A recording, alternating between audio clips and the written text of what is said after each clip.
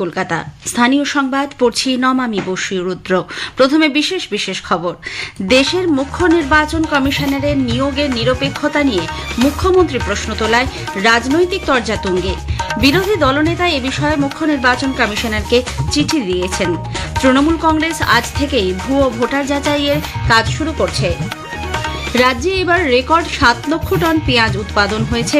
পেঁয়াজ সংরক্ষণে এই প্রথম বিভিন্ন জেলায় সরকারি উদ্যোগে সংরক্ষণ কেন্দ্র গড়ে তোলা হচ্ছে।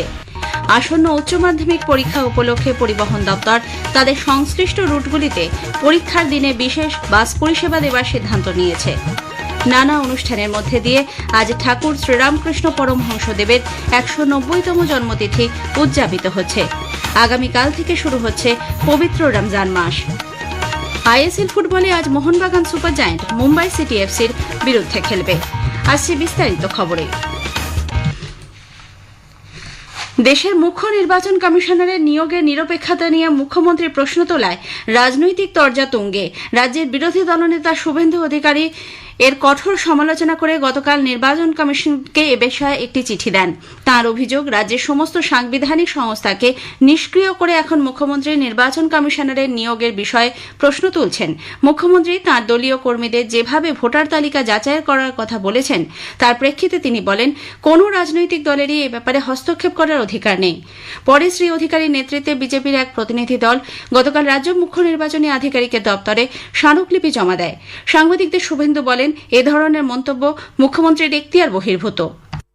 রিক্রুটমেন্ট হয়েছে একজন সিনিয়র আইএএস অফিসার, যিনি লোকসভা নির্বাচন সফলতার সঙ্গে করেছেন, তার ইন্টিগ্রিটি নিয়ে প্রশ্ন তুলেছেন। তাহলে আপনার সিও মতে যে লোকগুলো কাজ করত, পশ্চিম বর্ধমানের ডিএম করেছেন, মালদার ডিএম করেছেন, মুর্শিদাবাদের ডিএম করেছেন, এবার তো আমরা প্রশ্ন তুলবো ভোটের সময়, যারা সিও মতে কাজ করেছিল, তারা আইএএস পাস করেছেন, সিনিয়র অফিসার হয়েছেন, তাদের আনুগত্য এবং কর্মদক্ষতা নিয়ে প্রশ্ন তোলা যায়?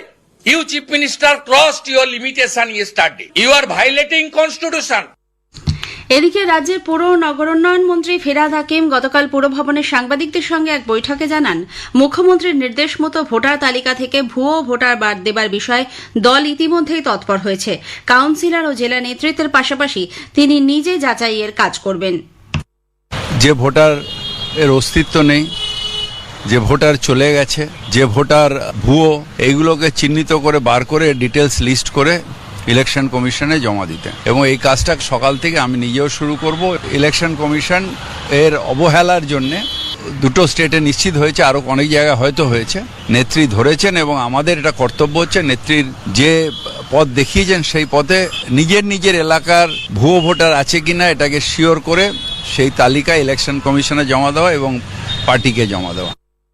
অন্যদিকে কংগ্রেস নেতা অধীর রঞ্জন চৌধুরী বলেন, দোষারোপ পাল্টা দোষারোপ না করে বৈধ ভোটাররা যাতে ভোট দেবার অধিকার পান তা দেখা উচিত। ভুয়া ভোটারে ভরাই বাংলা, 35 থেকে 40 লক্ষ ভুয়া ভোটার আছে। আমার কাছে ভালো জায়গা থেকে খবর আছে। এটা দোষারোপ আর পাল্টা দোষারোপের প্রতিযোগিতা না করে যারা বৈধ ভোটার তারা যেন ভোট দেওয়ার সুযোগ পায়, আর অবৈধ ভোটার তাদের যেন নাম বাদ যায়, এটাই হওয়া উচিত বলে আমি মনে করি। সেটার জন্যই আমরা দরবার করি।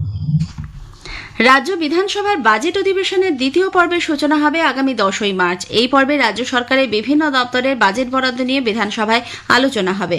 অধ্যক্ষ বিমান বন্দ্যোপাধ্যায় জানিয়েছেন, আপাতত সরকারি 6টি দপ্তরের বাজেট বরাদ্দ নিয়ে অধিবেশনে আলোচনা চলবে বলে স্থির হয়েছে। 7ই মার্চ বিধানসভার কার্য উপদেষ্টা কমিটির বৈঠক বসবে। এদিকে উপরাষ্ট্রপতি জগদীপ ধনখড় বিধানসভায় বক্তব্য রাখার আগ্রহ প্রকাশ করার প্রেক্ষিতে অধ্যক্ষ জানিয়েছেন, বাজেট অধিবেশন শেষ হলেই তিনি বিষয়টি নিয়ে উপরাষ্ট্রপতির দপ্তরের সঙ্গে যোগাযোগ করবেন। রাজ্যে এবার রেকর্ড 7 লক্ষ টন পেঁয়াজ উৎপাদন হয়েছে। পেঁয়াজ সংরক্ষণে এই প্রথম বিভিন্ন জেলায় সরকারি উদ্যোগে সংরক্ষণ কেন্দ্র গড়ে তোলা হচ্ছে। পূর্ব বর্ধমানের পূর্বস্থলী ও কালনা, হুগলির বলাগড় ও আদিসপ্তগ্রাম, মুর্শিদাবাদের নওয়াদা ও সাগরদিঘি, নদিয়ার হাঁসখালী এবং মালদার গাজলে 40 টন ধারণ ক্ষমতা সম্পন্ন 8টি বড় সংরক্ষণাগার নির্মাণের কাজ শেষ পর্যায়ে রয়েছে বলে কৃষি বিপণন দপ্তর সূত্রে খবর। এছাড়া আরও 9টি জেলায় 917টি ছোট পেঁয়াজ সংরক্ষণাগার তৈরির কাজ চলছে। এখানে কৃষকরা স্বল্প মূল্যে নিজেদের উৎপাদিত পেঁয়াজ সংরক্ষণ করার সুযোগ পাবেন। এর ফলে লক্ষাধিক মেট্রিক টন পেঁয়াজ সংরক্ষণ করা সম্ভব হবে। এদিকে রাজ্যে নতুন পেঁয়াজ উঠতে শুরু করায় বাজারেও দাম কমবে বলে আশা করা হচ্ছে। রাজ্য সরকারের টাস্ক ফোর্সের সদস্য কমল দে জানান, কয়েকদিনের মধ্যে রাজ্যের পেঁয়াজও কলকাতার খুচরো বাজারে বেশি পরিমাণে মিলবে, তখন সব ধরনেরই পেঁয়াজের দাম কমবে। জাতীয় কৃষি ও গ্রামোন্নয়ন ব্যাংক নাবার্ড 2025-26 অর্থবর্ষে পশ্চিমবঙ্গের বিভিন্ন ক্ষেত্রে উন্নয়নের জন্য 3,80,000 কোটি টাকা ঋণ দেওয়ার লক্ষ্যমাত্রা স্থির করেছে, যা চলতি আর্থিক বছরের তুলনায় 20.63% বেশি। কলকাতায় গতকাল ঋণ বিষয়ক এক আলোচনা চক্রে নাবার্ডের মুখ্য জেনারেল ম্যানেজার সিজিএম পিকে ভারদ্বাজ এই ঘোষণা করেন। তিনি বলেন, সম্ভাব্য ঋণ লক্ষ্যমাত্রার মধ্যে কৃষি পরিকাঠামো ও এ সংক্রান্ত কাজকর্মের জন্য 33.42% অর্থাৎ 1,27,000 কোটি টাকা বরাদ্দ করা হয়েছে।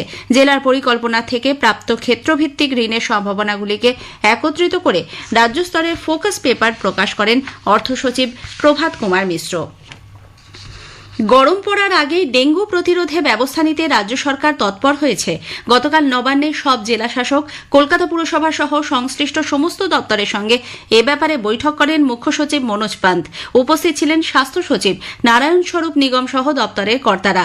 জানা গেছে, কোথাও জল জমে থাকছে কিনা তা দেখার জন্য বাড়ি বাড়ি গিয়ে সমীক্ষা করার কাজ ফের শুরু করার নির্দেশ দেওয়া হয়েছে। মশার লার্ভা মারার জন্য ড্রোনের মাধ্যমে ওষুধ স্প্রে করার পাশাপাশি ডেঙ্গু মোকাবিলায় সাধারণ মানুষকে সচেতন করার কাজ শুরু করতে পঞ্চায়েত ও পুরসভাকে নির্দেশ দেওয়া হয়েছে। এ ব্যাপারে হাসপাতালগুলিকেও প্রস্তুত থাকতে বলেছে প্রশাসন। স্থানীয় সংবাদ শুনছেন আকাশবাণী কলকাতা কেন্দ্র থেকে। আমাদের সংবাদ শোনা যাবে ইউটিউব চ্যানেল আকাশবাণী সংবাদ বাংলা, ফেসবুক ও ইনস্টাগ্রাম আকাশবাণী সংবাদ কলকাতা এবং এক্স হ্যান্ডেল AIR নিউজ কলকাতাতে। আসন্ন উচ্চ মাধ্যমিক পরীক্ষা উপলক্ষে পরিবহন দপ্তর তাদের সংশ্লিষ্ট রুটগুলিতে পরীক্ষার দিনে বিশেষ বাস পরিষেবা দেওয়ার সিদ্ধান্ত নিয়েছে। পশ্চিমবঙ্গ পরিবহন নিগম WTCর পক্ষে ওই দিনগুলিতে দুটো শিফট, সকাল 5:30 থেকে 10টা এবং দুপুর 1:30 থেকে বিকেল 5টা পর্যন্ত বেশি পরিমাণ বাস পরিষেবা দেওয়া হবে। বাসের সামনে এক্সামিনেশন স্পেশাল লেখা বোর্ড লাগানো থাকবে। নেওয়া হবে স্বাভাবিক ভাড়াই। পাশাপাশি যান্ত্রিক সমস্যার জন্য কোনো গাড়ি বাতিল হলে বিকল্প গাড়ি যাতে দেওয়া যায় সেই ব্যবস্থাও থাকছে। এদিকে পরীক্ষার দিনগুলিতে দক্ষিণবঙ্গ রাষ্ট্রীয় পরিবহন সংস্থা SBSTC অতিরিক্ত বাস চালাবে। নন স্টপ চলা বাসগুলি সমস্ত স্টপেজে দাঁড়াবে। স্টপেজ না থাকলেও কোনো পরীক্ষার্থী নামতে চাইলে তাকে সেই নির্দিষ্ট স্টপেজে নামিয়ে দেওয়া হবে। একইভাবে উত্তরবঙ্গ রাষ্ট্রীয় পরিবহন সংস্থা NBSTCও অতিরিক্ত পরিষেবা দেবে। উল্লেখ্য, আগামী সোমবার থেকে শুরু হচ্ছে এবছরের উচ্চ মাধ্যমিক পরীক্ষা। বাঘ সংরক্ষণে অবদানের জন্য পুরুলিয়া সহ জঙ্গলমহলের বনকর্মীদের সম্মাননা জানানো হয়েছে। পুরুলিয়া বান্দোয়ানের কুইলাপালে গতকাল এক অনুষ্ঠানের মধ্যে দিয়ে মুখ্যমন্ত্রী মমতা ব্যানার্জির দেওয়া শংসাপত্র 55 জন বনকর্মী ও আধিকারিকের হাতে তুলে দেওয়া হয়। বনমন্ত্রী বীরবাহা হাসদা অনুষ্ঠানে বলেন, বনাঞ্চল রক্ষায় কাজ চালিয়ে যাওয়া কর্মীদের এই স্বীকৃতি বহুদিন আগেই প্রাপ্য ছিল। পাওয়া এটা একটা সাফল্য বলবো, যে এতদিন পর্যন্ত কেউ বন দপ্তরের দিকে এভাবে নজর দেয়নি এবং বন দপ্তর যে 24 ঘন্টা যেভাবে কাজ করে, মানে তার সাক্ষী আমি। সেই স্বীকৃতি অনেক আগে পাওয়ার কথা ছিল, কিন্তু কোনোভাবেই পাননি। কিন্তু এবারে আমার মনে হচ্ছে বন দপ্তর একটু হলেও স্বীকৃতি পেয়েছে। ইদানিংকালে জঙ্গলের প্রতি মানুষের আগ্রহটা অনেক বেশি বেড়েছে।